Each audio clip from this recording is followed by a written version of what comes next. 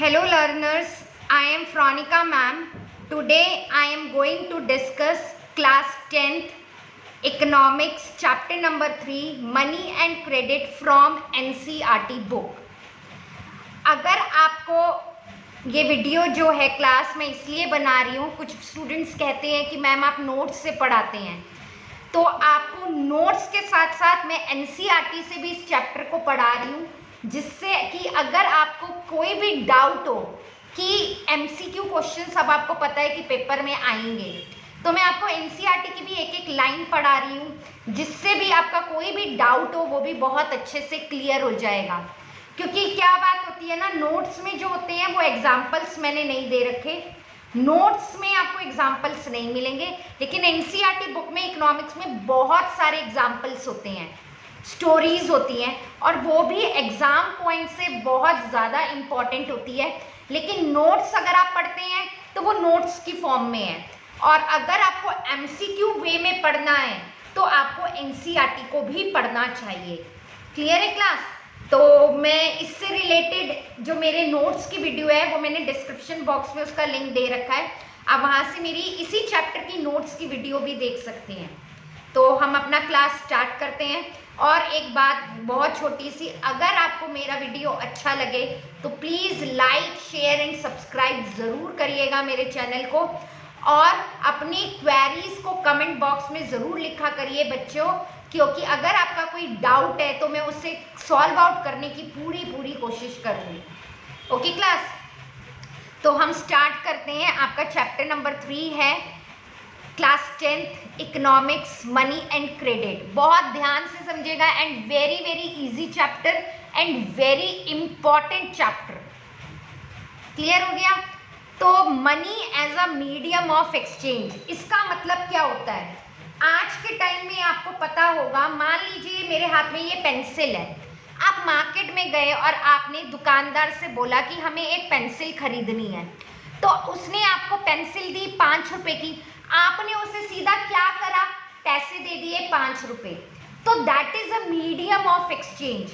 आज के टाइम में हम किसी भी सामान को लेने के लिए बड़े आसान तरीके से पैसों का इस्तेमाल कर लेते हैं, तो उसी को हम बोलते हैं money as a medium of exchange. Clear हुआ? तो देखिए क्या लिखा हुआ है, the use of money spans a very large part of our day everyday life. आज के टाइम में हम पैसों का बहुत ज़्यादा इस्तेमाल करते हैं। लुक अराउंड यू, अपने आसपास देखो, and you would easily be able identify several transactions involving money in any single day. अपने आसपास देखो और देखो तुमने एक दिन में पैसों से कितने काम करे। ट्रांजेक्शन्स मतलब सुबह उठने से लेकर रात तक आपने कितनी बारी पैसों का इस्तेमाल किया। फॉर एग्जाम्पल, आप मार्केट में गए, आपने दूध लिया, आपने ब्रेड परचेज करी, तो आप क्या कर रहे हो, पैसों से ट्रांजैक्शन कर रहे हो। चाहे छोटी ट्रांजैक्शन है चाहे बड़ी ट्रांजैक्शन है, एक दिन में हम पैसों की कितनी ट्रांजैक्शन कर रहे हैं वो हमें आज के पूरे एक दिन में देखने को मिलता है। Can you make a list of this, क्या आप इनकी लिस्ट बना सकते हो? In many of these transactions, goods are being bought and sold. चीजें खरीदी जाती हैं और बेची जाती हैं, और उसमें हम किसका इस्तेमाल करते हैं, पैसों का इस्तेमाल करते हैं। In some of these transactions, services are being exchanged with money. Even सिर्फ गुड्स ही नहीं इस्तेमाल होते, सर्विसेज का भी हम पैसों के थ्रू इस्तेमाल करते हैं। फॉर एग्जाम्पल, मान लीजिए आप किसी का लेक्चर सुनने आ रहे हो और वहां आपको बोला जाए कि 50 रुपए फीस है, तो वो क्या कर रहा है, आपको अपना लेक्चर दे रहा है, अपनी सर्विस दे रहा है, और आप उसके बदले उसे क्या दे रहे हो, पैसा दे रहे हो। तो सर्विसेज भी मनी के थ्रू एक्सचेंज होती हैं। For some there might not be any actual transfer of money taking place now but a promise to pay money later। और कई बार ऐसा भी होता है कि अगर आपके पास पैसा नहीं है, तो अगर आपके पास आजकल तो मनी से आप किसी को ये भी कह सकते हो, कुछ नहीं होता, आप मुझे कुछ दिन बाद ये पैसा दे देना। फ्यूचर पेमेंट्स भी हो सकती हैं, मनी से होती हैं। Have you ever wondered why transactions are made in money? आपने कभी सोचा है क्यों हम मनी के द्वारा ये सब काम करते हैं, क्यों पैसों का हम इस्तेमाल करते हैं? The reason is simple. A person holding money can easily exchange it for any commodity or service that he or might she want. आप जिस भी चीज को चाहते हो उसे पैसों के द्वारा ले सकते हो, खरीद सकते हो, बस आपके पास क्या होना चाहिए? मनी होना चाहिए. Thus everyone prefers to receive payment in money. आज के टाइम में हर इंसान अपनी जो ट्रांजैक्शन है वो मनी के द्वारा करना चाहता है. And then exchange the money for things that they want. चीजें भी वो पैसों के द्वारा लेना चाहता है. Take the case of a shoe manufacturer. देखिए आपको ये इंसान नजर आ रहा होगा. That is a shoe manufacturer. He wants to sell shoes in the market and buy wheat. ये आदमी क्या करना चाहता है? अपने जूते बेचना चाहता है और गेहूं खरीदना चाहता है. The shoe manufacturer will first exchange shoes that he produced for money. ये सबसे पहले क्या करेगा? अपने जूते बेचेगा. And then exchange the money for wheat. फिर जूते बेच के इसके पास पैसे आएंगे, फिर ये उससे अपना क्या खरीदेगा? गेहूं खरीदेगा. Imagine how much more difficult it would be if the shoe manufacturer had to directly exchange shoes for wheat without the use of money. ये शू मैन्युफैक्चरर कह रहा है कि अगर मेरे पास पैसा ही ना हो, मैं चाहता हूं कि जूते देकर मुझे गेहूं मिल जाए, तो ये कितना मुश्किल होगा. पहले के टाइम पर होता था ऐसे, आपने कभी नाम सुना होगा बार्टर सिस्टम. सामान के बदले लोग सामान खरीदते थे. पहले पैसों के बदले पैसे नहीं होते थे, या पैसों से आप चीजें नहीं खरीद पाते थे. पहले सामान के बदले सामान लिया जाता था. तो यही शू मैन्युफैक्चरर कह रहा है कि कितना मुश्किल होता कि अगर मैं जूते दे दूं और उसके बदले कोई मुझे गेहूं दे दे. पहले बहुत मुश्किल होता था ऐसे. He would have to look for a wheat growing farmer. उसके लिए इस शू मैन्युफैक्चरर को क्या करना पड़ेगा? ऐसे इंसान को खोजना पड़ेगा जो गेहूं बेचना चाहता हो और जिसे मेरे जूतों की जरूरत हो. Who not only want to sell wheat, वो सिर्फ गेहूं ना बेचना चाहता हो, but also want to buy shoes in exchange. मतलब जिसे मेरे जूते भी चाहिए हो, मुझे उसके गेहूं चाहिए हो और उससे मुझे मेरे जूते चाहिए हो. कितना मुश्किल होता होगा सोचिए आप. ऐसा आदमी मिलने में आपको 1 दिन भी लग सकता है, 10 दिन भी लग सकते हैं, हो सकता है साल भी लग जाए. आई बात समझ में? तो that is both party have to agree. दोनों पार्टियों को एग्री होना पड़ता है बेचने के लिए और खरीदने के लिए एक दूसरे की चीजों को. इसी को हम कहते हैं double coincidence of wants. What a person desire to sell, जो एक इंसान बेचना चाहता है, is exactly what the other wishes to buy. मतलब दूसरे इंसान को वो चीज चाहिए हो तो जब भी ये चीजें हो सकती है. In a barter system where goods are directly exchange. ये सब चीजें कहाँ होती थी? बार्टर सिस्टम में होती थी. Without the use of money, जहां पैसों की जरूरत नहीं होती थी. Double coincidence of want is an essential feature. तो बार्टर सिस्टम का सबसे इंपॉर्टेंट फीचर क्या है? Double coincident. कोइंसिडेंटली तो मिलेगा वो इंसान आपको, कोइंसिडेंस हो जाए, एकदम से मिल जाए आपको वो इंसान. इन कंट्रास्ट, मतलब इसके opposite, contrast, different. In an economy where money is in use. ऐसी कंट्री या ऐसी इकोनॉमी जहां पैसों का इस्तेमाल होता हो. Money by providing the crucial intermediate step eliminate the need for double coincidence of want. जहां भी, जिस देश में भी पैसों का इस्तेमाल होता है, वहां बार्टर सिस्टम की जरूरत बिल्कुल नहीं होती. It is no longer necessary for the shoe manufacturer to look for a farmer. तो फिर उस जूते बनाने वाले आदमी को ऐसे आदमी की जरूरत ही नहीं पड़ेगी, उसे ढूंढना ही नहीं पड़ेगा कि भाई कोई आदमी मिल जाए जिसे गेहूं चाहिए और वो मेरे जूते खरीद ले. Who will buy his shoes and at the same time sell him wheat? All he has to do is find a buyer for his shoes. Once he has exchanged his shoes for money, he can purchase wheat or any other commodity in the market.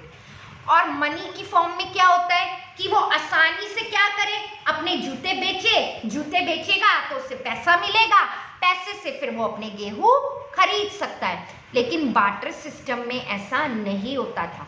Barter system में जूते बेचने वाले को पहले एक किसान को ढूंढना पड़ेगा, और वो भी वो किसान होना चाहिए जिसे जूतों की रिक्वायरमेंट हो। आई बात समझ में? वो जूते वाला उससे गेहूं खरीद ले और गेहूं वाला उससे जूते खरीद ले। ऐसा होने में 1 दिन में भी लग सकता है, 10 दिन भी लग सकते हैं और साल भी लग सकता है। क्लियर हो गया क्लास? तो since money act as an intermediate in the exchange process, इसी को हम क्या कहते हैं? मीडियम ऑफ एक्सचेंज कहते हैं। इसी प्रोसेस को हम क्या कहते हैं? जब कोई भी ट्रांजैक्शन पैसों के द्वारा होती है, और आज के टाइम में तो हर कोई ट्रांजैक्शन पैसों के द्वारा करता है, पैसों के द्वारा ही सामान खरीदता है, चाहे वो एक पेन हो, चाहे वो एक पेंसिल हो, उसी को हम क्या कहते हैं? मीडियम ऑफ एक्सचेंज कहते हैं। आई थिंक क्लास आप लोगों को समझ में आ रहा होगा। मैं एनसीईआरटी बुक में से ये आपको चैप्टर पढ़ा रही हूँ। तो आगे पढ़ते हैं। Modern forms of money. आज के टाइम पर मनी के क्या क्या तरीके हैं, कौन कौन से हम मॉडर्न फॉर्म्स ऑफ मनी का इस्तेमाल करते हैं। तो देखिए, sorry class, we have seen that money is something that can act as a medium of exchange in transaction. हम यह जान चुके हैं या देख चुके हैं कि आज के टाइम में किसी भी चीज को खरीदने के लिए पैसों का इस्तेमाल होता है। Before the introduction of coins, जब पैसा नहीं था, a variety of objects was used as money. बहुत सी चीजों का इस्तेमाल होता था। For example, since the very early ages के टाइम पर इंसान जो थे, इंडियंस क्या इस्तेमाल करते थे? ग्रेन्स का इस्तेमाल करते थे बार्टर सिस्टम में, या अपने कैटल, मतलब क्या, गाय, भैंस, भेड़, बकरे, इनको बेच देते थे और इनके बदले सामान ले लेते थे। उसके बाद क्या होने लग गया? मेटालिक कॉइन्स का इस्तेमाल होने लग गया। मेटल के coins, for example gold, silver, copper, इन सब कॉइन्स का इस्तेमाल होने लग गया और काफी टाइम तक इन चीजों का इस्तेमाल हुआ है। आपने पता होगा सोने की मोहरे, गुप्ता कॉइन्स, देखिए तुगलक कॉइन्स, गोल्ड मोहर फ्रॉम अकबर के टाइम की, और आज के टाइम में ऐसे सिक्के का इस्तेमाल होता है। That is 1 rupee coin, that is used in your country India. अब करेंसी क्या होता है? What is currency? पैसा, पेपर कॉइन्स, पेपर नोट्स, जो हम आज के टाइम में पेपर नोट्स का इस्तेमाल कर रहे हैं और कॉइन्स का इस्तेमाल कर रहे हैं, उसी को हम क्या कहते हैं? करेंसी कहते हैं। Modern forms of money include currency. ये क्वेश्चन आपसे एमसीक्यू में पूछा जा सकता है कि हम कौन कौन सी मॉडर्न फॉर्म ऑफ मनी का इस्तेमाल कर रहे हैं लाइक करेंसी में? पेपर नोट्स एंड कॉइन्स, सिक्के और 100 रुपए का नोट, 50 रुपए का नोट, 2000 का नोट, 500 का नोट। अनलाइक द थिंग्स, आज के टाइम में हम चीजों का इस्तेमाल नहीं कर रहे, that we were used as money earlier, पहले जो इस्तेमाल होता था। Modern currency is not made of precious metal. आज के टाइम की करेंसी मेटल की नहीं बनी होती, जैसे पहले इस्तेमाल होता था gold, silver, copper. And unlike grain and cattle, हम गेहूं, चावल का भी इस्तेमाल नहीं कर रहे, किसी भेड़, बकरे का भी इस्तेमाल नहीं कर रहे। They are neither of everyday use, आज के टाइम में हम इसका इस्तेमाल नहीं करते। आज हम पेपर नोट्स और कॉइन्स का इस्तेमाल करते हैं। The modern currency is without any use of its own, मतलब आज के टाइम में हम किसी मेटल कॉइन का इस्तेमाल नहीं कर रहे, किसी ग्रेन का इस्तेमाल नहीं कर रहे, किसी केटल का इस्तेमाल नहीं कर रहे। आज जो करेंसी इस्तेमाल होती है that is paper notes and coins. Clear हो गया class? Then why is it accepted as a medium of exchange? क्यों हम इसे मीडियम ऑफ एक्सचेंज के द्वारा एक्सेप्ट करते हैं? It is accepted as a medium of exchange because the currency is authorised by the government of the country. Very important point, MCQ में पूछा जा सकता है। It is accepted as a medium of exchange because ये जो currency है इसे सरकार द्वारा अथॉराइज्ड किया गया है। इन इंडिया आपकी कंट्री में कौन करेंसी नोट इशू करता है? RBI, reserve bank of India issue currency notes. और किसके कहने पर करता है? On behalf of the central government. As per Indian law no other individual और organisation is allowed to issue currency. आपकी कंट्री में और किसी को ये अधिकार नहीं है। करेंसी इशू करने का अधिकार सिर्फ आरबीआई के हाथ में है। और वो किसके कहने पर ऐसा करता है? सेंट्रल गवर्नमेंट के कहने पर ऐसा करता है। Moreover the law legalise the use of rupee as a medium of payment that can not be refused in settling transaction in India. और इसको कोई मना भी नहीं कर सकता। रुपीस की फॉर्म में अगर आप कोई ट्रांजेक्शन कर रहे हैं, ये इंडिया के हर राज्य में, हर यूनियन टेरिटरी में एप्लीकेबल है। No individual in India can legally refuse a payment made in rupees, hence the rupee is widely accepted as a medium of exchange. I think आपको समझ में आ रहा होगा। नेक्स्ट आगे पढ़ते हैं, डिपॉजिट विद बैंक्स। अब हम बैंक में जब पैसा जमा कराने जाते हैं तो उसको किस नाम से बोला जाता है? Demand deposits. अब ये डिमांड डिपॉजिट्स क्या होते हैं, चेक क्या होता है, ये हम आगे पढ़ रहे हैं। The other form in which people hold money is a deposit with banks. Other तरीका क्या है? दूसरा तरीका क्या है कि कैसे इंसान पैसों को होल्ड करके रख सकता है? कि वो क्या करे, बैंक में जाके अपना खाता खुलवा दे और अपने पैसे बैंक में जाके जमा करवाए। At a point of time people need only some currency for their day to day needs. आप जानते हैं इंसान को अपने रोजमर्रा के काम के लिए कुछ ही पैसों की जरूरत होती है। For example, workers who receive there salaries at the end of each month have extra cash at the beginning of the month. What do people do with this extra cash?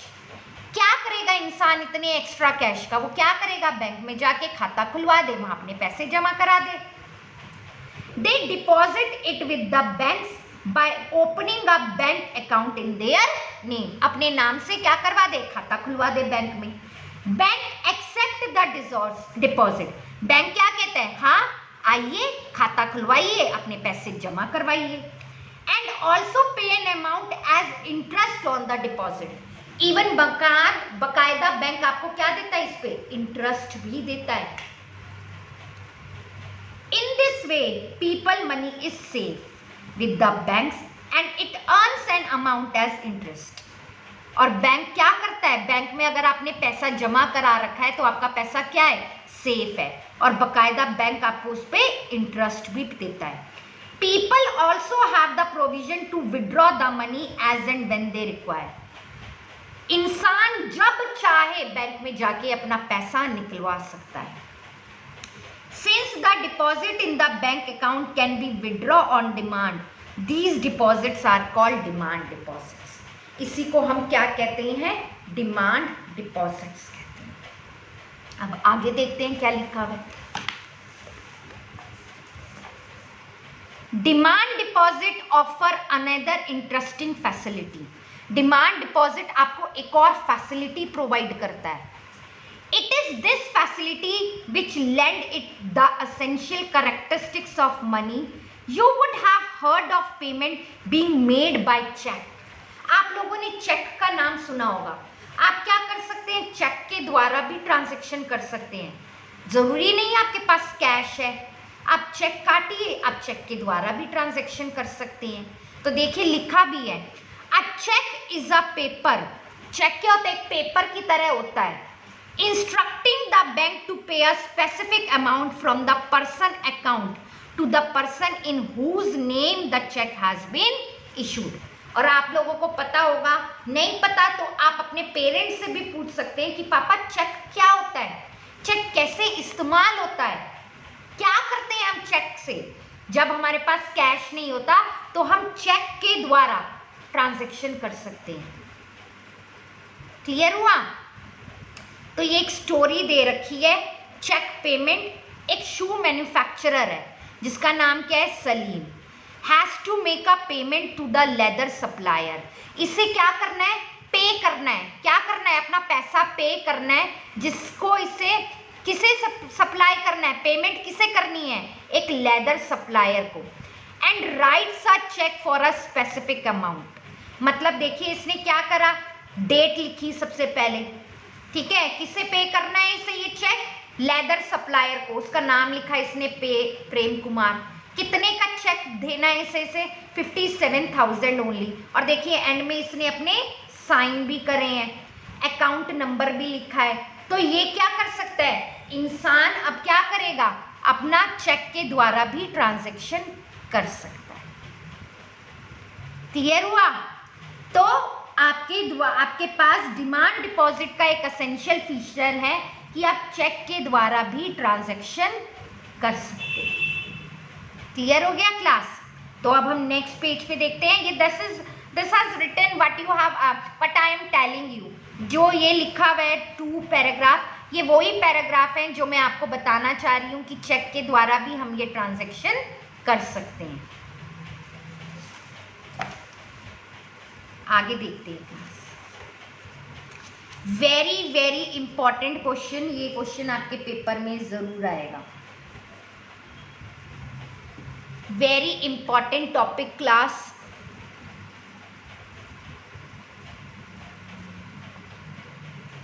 Okay, loan activities of banks.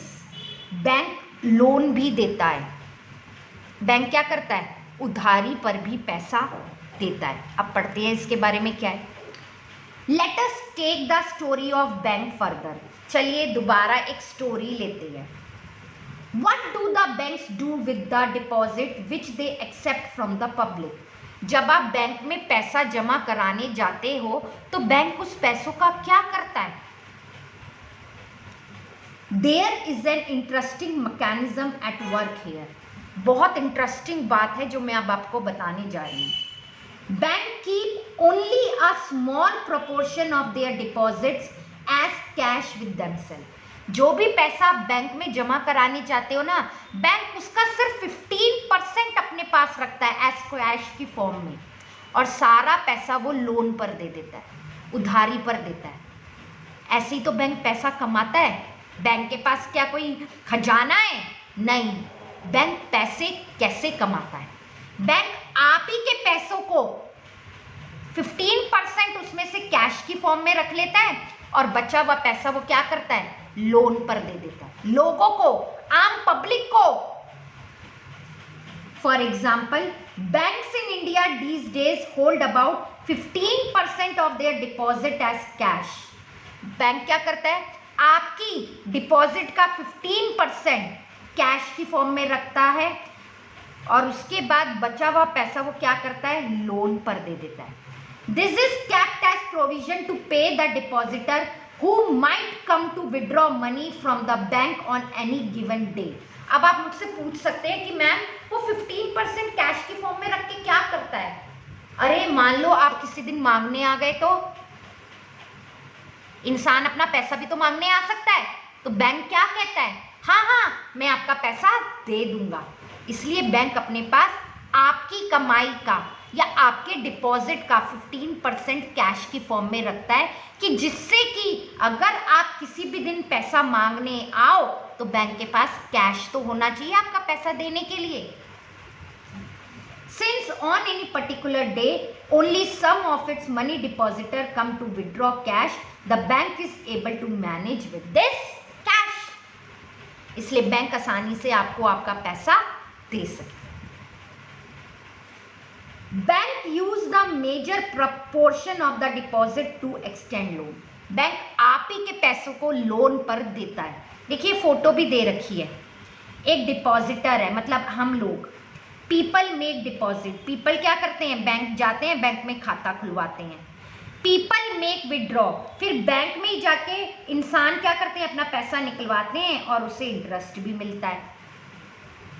अब bank से ही लोग क्या करते हैं, borrower जो उधारी पर पैसा ले रहा है। पीपल टेक लोन, पीपल कहाँ से लोन ले रहे हैं, बैंक से लोन ले रहे हैं, और पीपल ही दोबारा बैंक से लोन ले रहे हैं तो चुकाएंगे भी तो सही, और बैंक को वो ही पैसा वो चुकाते हैं विद हाई इंटरेस्ट। आपको क्या लगता है बैंक ऐसे ही लोन पर पैसा दे देता है? नहीं, बैंक जब लोन देता है ना तो बहुत अच्छा इंटरेस्ट भी चार्ज करता है। और आपको क्या लगता है बैंक जब लोन देता होगा ऐसे ही किसी भी चलते फिरते आदमी को लोन दे देता है? नहीं, क्योंकि वो किसी और इंसान का पैसा है। बैंक बकायदा कोलेटरल रखवाता है। मैं आपको बताऊंगी आगे what is collateral. Bank security रखवाता है, लाइए अपने प्रॉपर्टी के कागज रख के चाहिए, लाइए अपनी बाइक गिरवी रख के जाइए, लाइए अपना आधार कार्ड, आइडेंटिटी प्रूफ सब चेक करवाइए, जब जाके बैंक किसी को लोन देता है। ऐसे ही बैंक किसी को लोन नहीं देता। क्लियर हो गया क्लास? तो there is a huge demand for loan for various economic activities. बहुत सारे कामों के लिए लोगों को, इकोनॉमिक एक्टिविटीज के लिए लोगों को पैसों की जरूरत होती है, लोन लेते हैं बैंक से पैसे से। We shall read more about this in the following section. Bank make use of the deposit to meet the loan requirement of the people. यही मैंने अभी आपको बताया। बैंक जो आप पैसा बैंक में जमा करा के आते हो ना, उसी को वो लोन पर देता है लोगों को। In this way, bank mediate between, bank क्या काम करता है, बीच का काम करता है, मीडिएटर का काम करता है। Those who have surplus funds, जिनके पास एक्सेस में पैसा होता है, वो बैंक में आके पैसा जमा कराते हैं और बैंक उसका 15% कैश की फॉर्म में रखता है और बचा हुआ पैसा लोन पर लोगों को दे देता है। और आप ये मत सोचिएगा bank charge a high rate of interest on loans, bank बहुत ज़्यादा रेट ऑफ इंटरेस्ट चार्ज करता है अपने लोन पर then what they offer on deposit. The difference between what is charged from the borrower and what is paid to the deposit is their main source of income. इसी तरीके से bank पैसा कमाता है। क्लियर हो गया class? आई think आपको समझ में आ रहा होगा। अब हम आगे पढ़ते हैं। Very important topic, two different credit situation in economics. Credit means loan. In economics, credit means loan. Very important topic. In economics, credit means loan. अब देखिए क्या होता है। Credit means loan refers to an agreement in which the lender supplies the borrower with money. जिसमें lender जो होता है क्या करता है, लोन पर पैसा देता है। किसे देता है? borrower को देता है। और क्या प्रॉमिस लेता है कि तुम आगे मेरा लोन भी चुकाओगे और विद इंटरेस्ट के द्वारा मेरा लोन चुकाओगे। जब मैं तुम्हें पैसे दूंगा, जब मैं तुम्हें लोन पर पैसा दूंगा, जब तुम मुझे विद इंटरेस्ट ये मेरा पैसा चुकाओगे, चाहे तो वो बैंक हो चाहे वो मनी लेंडर। आई बात समझ में? क्लियर हुआ? अब इसमें ना दो एग्जाम्पल दे रखे हैं। ये एग्जाम्पल बहुत ज़्यादा इम्पॉर्टेंट है और ये आपकी एनसीईआरटी बुक में दे रखे हैं। तो ये these two examples are very very important. These two examples are very very important. Clear है क्लास? तो हम पढ़ते हैं। फेस्टिवल सीजन का एग्जाम्पल है। फेस्टिवल सीजन चल रहा है। It is a festival season 2 months from now and the shoe manufacturer, एक जूते बनाने वाला मैन्युफैक्चरर है जिसका नाम है Salim, has received an order। मैंने अभी आपको बताया फेस्टिवल सीजन चल रहा है और उसको अभी अभी एक ऑर्डर मिला है एक बहुत बड़े ट्रेडर से। और वो ट्रेडर कहाँ रहता है? टाउन में रहता है। कि उसे क्या ऑर्डर मिला है कि उसे 3000 पेयर बनाने हैं जूतों के और 1 मंथ का उसके पास टाइम है। To complete production on time Salim has to hire a few more workers. इस टारगेट को पूरा करने के लिए सलीम क्या करता है, कुछ लेबर्स को हायर करता है। किस लिए? स्टिचिंग के लिए और पेस्टिंग के लिए। He has to purchase the raw material. अब वो जूता बना रहा है तो उसे रॉ मटेरियल की तो ज़रूरत पड़ेगी ना। To meet these expenses Salim obtain loans from 2 sources. इसके लिए सलीम 2 जगह से लोन लेता है, उधारी पर पैसा लेता है। First he asks the leather supplier to supply leather now. वो लेदर वाले से क्या कहता है कि तुम मुझे क्या कर दो, लेदर दे दो। And promises to pay him later. कहता है कि तुम मुझे अभी लेदर दे दो, मैं बाद में तुम्हें क्या कर दूंगा, जब मेरे जूते बन जाएंगे और जब बिक जाएंगे और जब मेरे पास पैसा आएगा तो मैं तुम्हारा पैसा चुका दूंगा। Second, he obtain loan in cash from the large trader. और जिसको उससे क्या करना था, जूते बना के देना था ना, उससे भी वो लोन पर क्या कहता है, उससे कहता है कि सर आप मुझे ना एडवांस पेमेंट दे दो, आप मुझे बाद में भी तो पे करोगे ना, जब मैं आपको 3000 जूते बना के दूंगा तो आप मुझे कुछ पेमेंट अभी कर दो, क्योंकि उसे रॉ मटेरियल भी तो खरीदना है ना, खरीदना है ना उसे रॉ मटेरियल। उसके पास पैसे कोई ना इतने, रॉ मटेरियल भी खरीदेगा। तो उससे क्या कहते हैं, आप मुझे बाद में भी तो पेमेंट करोगे ना, आप आधी पेमेंट मुझे अभी कर दो। तो आप 1000 पेयर ऑफ जूते की पेमेंट अभी कर दो और जब ऑर्डर पूरा हो जाएगा, जब पूरे 2000 बचे हुए की पेमेंट कर देना। ये बात भी सही है। At the end of the month Salim is able to deliver the order.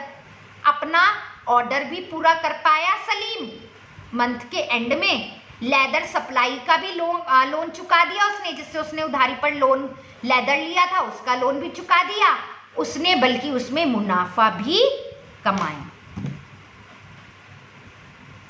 Clear हुआ? अब दूसरी जगह है एक स्वप्ना। ये एक खेती बाड़ी करने वाली विमेन है। अब इसके केस में देखिए क्या हुआ। In this case, Salim obtained loan to meet the working capital need of production. इस केस में क्या हुआ, सलीम ने लोन लिया 2 जगह से, लेदर सप्लायर से और जिसको उसे वो ऑर्डर बना के देना था उसने उससे एडवांस पेमेंट लेके। The credit helps him to meet the ongoing expenses of production. मैंने आपको बताया ना, रॉ मटेरियल के लिए उसे पैसा चाहिए था, तो उसने 1000 जूतों का पैसा पहले ही ले लिया, जिससे वो रॉ मटेरियल खरीद पाए और वो अपना लोन भी चुका पाया और उसको बिजनेस में फायदा भी हुआ। लेकिन अब आप ये दूसरा केस देखिएगा, क्या स्वप्ना को फायदा हो पाया था? स्वप्ना ने किससे लोन लिया था, बैंक से या मनी लेंडर से? देखते हैं। Swapna a small farmer. Swapna कौन थी? एक छोटी मोटी किसान थी। ग्रोस ग्राउंडनट ऑन हर 3 एकड़ ऑफ लैंड। वो क्या उगाती थी? ग्राउंडनट। 3 एकड़ जमीन थी उसके पास। She takes a loan from the money lender. उसने जमींदार या मनी लेंडर से क्या किया? लोन पर पैसा लिया। To meet the expenses of cultivation. खेती बाड़ी करने के लिए उसने क्या किया? जमींदारी से उधारी पर पैसा लिया। Hoping that her harvest would help repay the loan. उसने सोचा था कि मेरी फसल अच्छी हो जाएगी और मैं मनी लेंडर का लोन चुका दूंगी। Midway through the season the crop is hit by paste. उसकी जो क्रॉप है वो पेस्ट के कारण खराब हो गई, कीड़े मकोड़े लग गए, उसकी फसल किसी कारण खराब हो गई, बर्बाद हो गई एंड उसकी क्रॉप बेकार हो गई। दो Swapna sprays her crops with expensive pesticide, it makes little difference. She is unable to repay the money lender. वो मनी लेंडर का लोन नहीं चुका पाई and the debt grows over the year into a large amount. और अब उसका कर्ज बढ़ गया। डेप्ट माने कर्ज क्या हो गया? बढ़ गया। नेक्स्ट ईयर, अगले साल, Swapna takes a fresh loan. अगले साल स्वप्ना ने दोबारा लोन पर पैसा ले लिया। पहला लोन तो वो चुका नहीं पाई, अगले साल उसने दोबारा लोन पर पैसा ले लिया। It is a normal crop this year, इस साल जो उसकी फसल थी वो एक नॉर्मल क्रॉप थी। But the earning are not enough to cover the old loan, लेकिन इस साल जो उसने पैसा कमाया उससे वो पहले वाला लोन चुका नहीं पाई। शी इज कॉट इन डेप्ट, वो कर्ज में फंस गई। She has to sell a part of the land to pay off the डेप्ट, उसे अपना पहले वाला कर्ज चुकाने के लिए अपनी ज़मीन क्या करनी पड़ी, अपनी ज़मीन का कुछ हिस्सा बेचना पड़ गया। किसको? मनी लेंडर को, क्योंकि वो लोन नहीं चुका पाई। पहले उसने जो लोन लिया था ना वो लोन चुका नहीं पाई। अब देखिए आगे क्या होता है।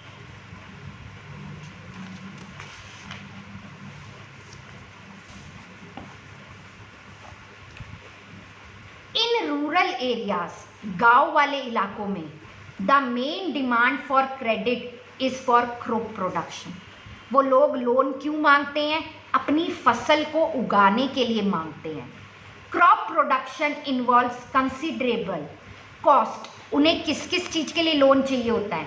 सीड्स के लिए, फर्टिलाइजर्स के लिए, पेस्टिसाइड्स के लिए, वाटर के लिए, इलेक्ट्रिसिटी के लिए, या अपने इक्विपमेंट को रिपेयर कराने के लिए गांव के लोगों को लोन की ज़रूरत होती है। There is a minimum stretch of 3 to 4 months between the time when the farmer buy this input and when they sell the crop. आपको पता है जब वो फसल उगाता है और उसके 3-4 महीने बाद वो अपनी फसल को बेचता है, और कई बारी तो उसकी फसल खराब हो जाती है और वो लोन का पैसा चुका भी नहीं पाता। ज़्यादातर ये किन केसों में होता है? रूरल एरियाज में होता है। Farmer usually take crop loans at the beginning of the season. मैंने अभी आपको बताया ना, वो शुरुआत में लोन के लिए पैसा लेते हैं एंड रिपे द लोन। और कब अपना लोन चुकाते हैं? जब उनकी फसल तैयार हो जाती है और जब वो उसे बेचते हैं, फिर उनके पास पैसा आता है, फिर वो अपना लोन का पैसा चुकाते हैं। क्लियर हो गया? अब देखिए क्या हुआ। In Swapna case the failure of the crop made loan repayment impossible. Swapna के केस में क्या हुआ कि उसकी फसल खराब हो गई और वो अपना लोन चुका नहीं पाई। She had to sell part of the land to repay the loan. उसे अपना पहले वाला लोन चुकाने के लिए अपनी ज़मीन का कुछ हिस्सा क्या हो गया? बेचना पड़ गया। Credit instead of helping Swapna improve her earning left her worse off. उसने लोन पर पैसा ये सोच के लिया था कि उसका कुछ भला हो जाएगा, लेकिन उसका भला नहीं हुआ, बल्कि वो किस में फंस गई? डेट ट्रैप में फंस गई। अब डेट ट्रैप क्या होता है? जब हम अपना कर्ज चुका ना पाए तो हम एक बहुत बड़े प्रॉब्लम में फंस जाते हैं, तो उस प्रॉब्लम को कहते हैं डेट ट्रैप। क्लियर हो गया? Credit in this case pushes the borrower into a situation from which recovery is very painful. बहुत ज़्यादा दुखदाई होती है। In one situation credit helps to increase earning. Salim के केस में क्या हुआ? उसने लोन पर पैसा लिया और वो टाइम पर लोन चुका पाया, लेकिन स्वप्ना के केस में उसने लोन जो लिया उसकी फसल खराब हो गई और वो लोन चुका नहीं पाई। तो एक के लिए तो फायदा कर गया और एक के लिए वो दुखदाई बन गया। To repay her loan, she has to sell a portion of her land. She is clearly much worse than before. Whether credit would be useful or not, therefore depend on the risk. ये किस पे depend करता है कि आप किस type का risk ले रहे हो सकता है आपको फायदा भी हो जाए और हो सकता है आपको बहुत बड़ा नुकसान भी हो जाए। क्लियर हो गया क्लास? आगे का चैप्टर हम नेक्स्ट क्लास में पढ़ेंगे। अगर आपको मेरा वीडियो अच्छा लगे तो please like, share and subscribe ज़रूर करिएगा मेरे चैनल को क्लास। तो मैं इसके लिए नेक्स्ट वीडियो पढ़ाऊँगी और बनाऊँगी जब मैं इसके आगे से स्टार्ट करूँगी। वेरी वेरी इंपॉर्टेंट टॉपिक हम नेक्स्ट क्लास में पढ़ेंगे, तो मेरा वीडियो प्लीज़ ज़रूर देखिएगा। और नेक्स्ट क्लास में हम यहाँ से पढ़ेंगे टर्म्स ऑफ क्रेडिट क्या होता है, कोलेटरल क्या होता है। Okay class, thank you, stay home, stay safe.